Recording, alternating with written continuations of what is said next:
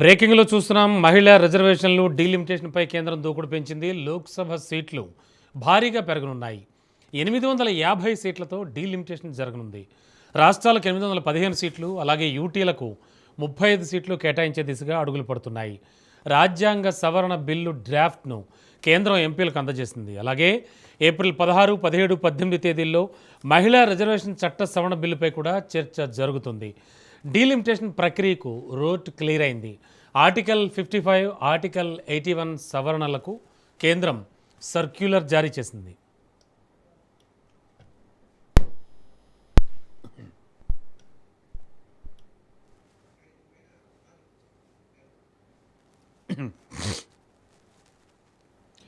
చూస్తూ ఉన్నాం బ్రేకింగ్లో. మహిళా రిజర్వేషన్స్ అండ్ డీలిమిటేషన్పై కేంద్రం దూకుడు పెంచింది. లోక్సభ సీట్లు భారీగా పెరగనున్నాయి. అలాగే 850 సీట్లతో డీలిమిటేషన్ జరగనుంది. ఇక రాష్ట్రాలకు 815 సీట్లు, యూటీలకి 35 సీట్లు కేటాయించే అవకాశాలు కనబడుతున్నాయి. ఓవరాల్గా ఈ 16, 17, 18 తేదీల్లో ప్రత్యేక పార్లమెంటు సమావేశాలు జరిపి వాటిలో ఈ విషయాలన్నీ కూడా ఫైనలైజ్ చేసేటువంటి అవకాశాలు కనబడుతున్నాయి. మరింత అదనపు సమాచారం ఇదే అంశానికి సంబంధించి మా కరెస్పాండెంట్ రాజు అందిస్తారు. రాజు, యాక్చువల్గా ఒక పర్టిక్యులర్ ఒక డిజిట్ అయితే, అంటే ఒక ఫిగర్ అయితే వచ్చేసింది బయటికి. 850 సీట్లతో అండ్ 815 సీట్లు స్టేట్స్ అన్నింటికీ సర్దేలాగా, యూటీలకి అంటే యూనియన్ టెరిటరీలకి 30 సీట్లు. ఏం జరగబోతోంది? ఎస్ రమణ, కేంద్ర ప్రభుత్వం ఎన్డీఏ ప్రభుత్వం అనుకున్న విధంగా కూడా ఏదైతే డీలిమిటేషన్ నియోజకవర్గాల పునర్వ్యవస్థీకరణ చేయాలని చెప్పేసి ఏదైతే మొదటి నుంచి చెప్తా ఉందో, సో దానికి తగ్గట్టుగానే అడుగులు కూడా వేస్తూ ఉంది. కార్యాచరణలో కూడా అది కనిపిస్తూ ఉంది.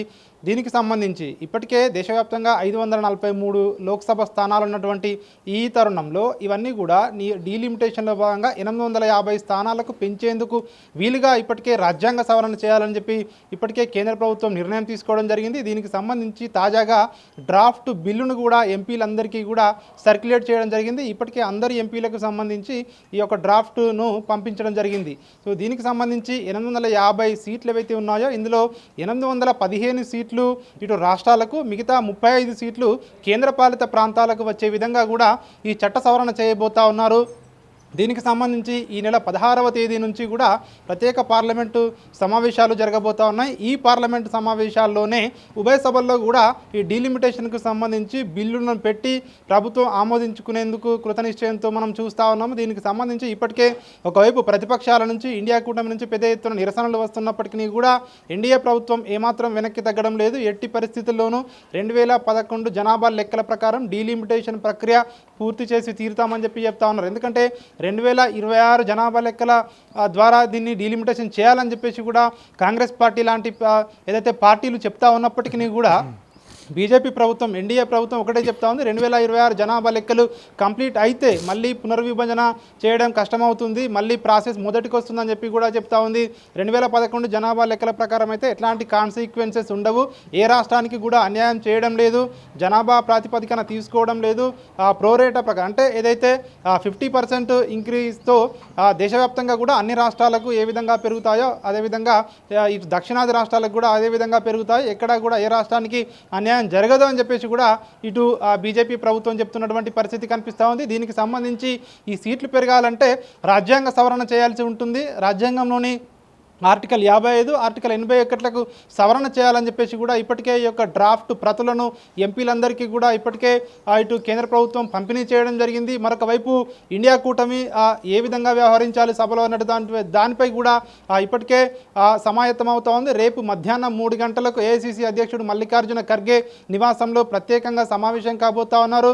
దీనికి సంబంధించి డీలిమిటేషన్ బిల్లుకు సంబంధించి సో ఏ విధంగా వ్యవహరించాలి, ఎట్లా ముందుకు వెళ్ళాలి, పార్టీ స్టాండ్ ఏ విధంగా ఉండాలి, ఇండియా కూటమి స్టాండ్ ఏ విధంగా ఉండాలి అనే దానిపై ఇండియా కూటమి నేతలతో రేపు ప్రత్యేకంగా ఒకవైపు ప్రతిపక్షాలు సమావేశం ఏర్పాటు చేసుకోబోతా ఉన్నాయి. ఈ డీలిమిటేషన్ అయితే బీజేపీ ప్రభుత్వం అయితే ఎట్టి పరిస్థితుల్లోనూ డీలిమిటేషన్ పూర్తి చేయాలని చెప్పేసి కూడా చూస్తూ ఉంది. ఈ 16, 17, 18 ఈ 3 రోజుల్లో దీన్ని ఉభయ సభల్లో కూడా ఆమోదించుకునే దిశగా అయితే మోడీ ప్రభుత్వం అయితే ముందుకు వెళ్తున్నట్టుగా కూడా మనకు తెలుస్తూ ఉంది. రమణ, రాజు, ముఖ్యంగా స్టాలిన్ కావచ్చు, ఇంకా చాలామంది వ్యతిరేకిస్తున్నారు ఈ డీలిమిటేషన్కి సంబంధించి. ఈ ఎఫెక్ట్ ఏమైనా పడే ఛాన్స్ కనిపిస్తోందా? బట్ కోర్స్ మీరు చెప్పినట్టుగా ఆర్టికల్ 55, 81 సవరణలకు కూడా కేంద్రం ఆల్రెడీ సర్క్యులర్ జారీ చేసేసింది. ఎస్ ముఖ్యంగా ఇప్పటికే ఒకవైపు ఇటు దక్షిణాది రాష్ట్రాలు కావచ్చు, కొన్ని ప్రతిపక్ష రాష్ట్రాల ముఖ్యమంత్రులు కావచ్చు దీన్ని తీవ్రంగా వ్యతిరేకిస్తున్న పరిస్థితి కనిపిస్తూ ఉంది. ఇటు తమిళనాడులో డిఎంకే ముఖ్యమంత్రిగా ఉన్నటువంటి డిఎంకే అధినేత స్టాలిన్ దీన్ని వ్యతిరేకిస్తూ ఉన్నారు. తెలంగాణలో ముఖ్యమంత్రి రేవంత్ రెడ్డి వ్యతిరేకిస్తూ ఉన్నారు. ఓవరాల్గా కాంగ్రెస్ పార్టీ కూడా వ్యతిరేకిస్తూ ఉంది కాబట్టి అందులో భాగంగా రేవంత్ రెడ్డి కూడా వ్యతిరేకిస్తూ ఉన్నారు. ఇటు వెస్ట్ బెంగాల్లో మమతా బెనర్జీ కూడా వ్యతిరేకిస్తూ ఉంది. ఇట్లా ప్రతిపక్ష పాలిత రాష్ట్రాలు ఇప్పటికే దీన్ని తీవ్రంగా వ్యతిరేకిస్తున్నటువంటి పరిస్థితి కనిపిస్తూ ఉంది. ఎందుకంటే బీజేపీ ప్రభుత్వం, కేంద్రంలో ఉన్నటువంటి బీజేపీ ప్రభుత్వం మరొకసారి అడ్డదారిలో అధికారంలోకి వచ్చేందుకు ఇట్లాంటి తీసుకువస్తూ ఉన్నాయి. కనీసం ప్రజల్లో చర్చ జరగకుండా, ప్రతిపక్షాల అనుమానాలకు నివృత్తి చేయకుండా ఇట్లా హాదరబాదరగా ఇట్లాంటి బిల్లులు తీసుకొస్తున్నారని చెప్పేసి కూడా ప్రతిపక్షాలు విమర్శలు చేస్తూ ఉన్నాయి. ఒకవైపు 5 రాష్ట్రాల ఎన్నికలు జరుగుతూ ఉన్నాయి. ఈ ఎన్నికలు జరిగే హడావిడిలో ఇప్పుడు ఎందుకు ఇట్లాంటి బిల్లులు తీసుకొస్తా ఉన్నారు. డిలిమిటేషన్ బిల్లు కానివచ్చు, మహిళా రిజర్వేషన్ బిల్లు కానివచ్చు. ఇట్లాంటి బిల్లులు ప్రత్యేక పార్లమెంట్ సమావేశాలు ఏర్పాటు చేసి ఈ ఎన్నికల తర్వాత ప్రత్యేకంగా చర్చ జరిగి దీనికి సంబంధించి తీసుకురావాలని చెప్పేసి ప్రతిపక్షాలు చెప్తా ఉన్నాయి. కానీ మోడీ ప్రభుత్వం అయితే దీనికి ససైమిరా అంటుంది. ఒకవైపు ఎట్టి పరిస్థితుల్లోనూ దీన్ని పార్లమెంట్లో ఆమోదించుకుంటాము, చర్చ జరగనిద్దాము, ఖచ్చితంగా గతంలో ఏ విధంగా అయితే మహిళా రిజర్వేషన్కు గతంలో ఏ విధంగానైతే యునానిమస్గా అందరూ కూడా దీనికి సపోర్ట్ చేశారో ఇప్పుడు కూడా సపోర్ట్ చేయాలని కూడా ఇప్పటికే ఒకవైపు ఎంపీలందరికీ, రాజకీయ పార్టీలందరికీ ఇప్పటికే ప్రధానమంత్రి లేఖలు రాయడం జరిగింది మహిళా బిల్లు రిజర్వేషన్లో. ఇక తాజాగా డీలిమిటేషన్ బిల్లుకు సంబంధించి, చట్ట సవరణకు సంబంధించి ఇప్పటికే ఈ యొక్క బిల్లు డ్రాఫ్ట్ ప్రతులను ఎంపీలందరికీ కూడా సర్క్యులేట్ చేయడం జరిగింది. అంటే ఇన్ని రోజులు కూడా దీనికి సంబంధించి ఎప్పుడు పెడతారు పార్లమెంట్లో అన్నటువంటి సందిగ్ధం ఉండే. ఈరోజు తాజాగా అంటే అధికారికంగా ఇటు కేంద్ర ప్రభుత్వం ఇప్పటికే డ్రాఫ్ట్ అందరికీ కూడా సర్క్యులేట్ చేసింది కాబట్టి ఖచ్చితంగా 850 సీట్లు అనేది ఫిక్స్ అయిపోయింది.